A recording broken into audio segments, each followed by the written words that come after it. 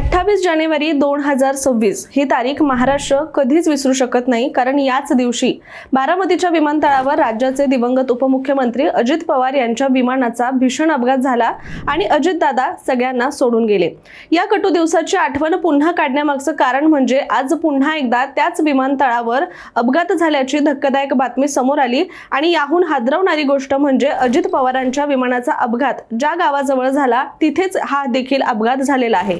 13 मे रोजी सकाळी रेडबर्ड या कंपनीच्या शिकाऊ विमानाचा हा अपघात झालाय। सुदैवाने या अपघातामध्ये शिकाऊ वैमानिक हा सुरक्षित असल्याची प्राथमिक माहिती सुद्धा समोर आली आहे, परंतु हे शिकाऊ विमान कशामुळे पडलं हे मात्र अद्याप समजू शकलेले नाहीये। या दुर्घटनेनंतर पोलीस घटनास्थळी दाखल झाले आणि याबद्दल पुढील तपास देखील सुरू करण्यात आलाय।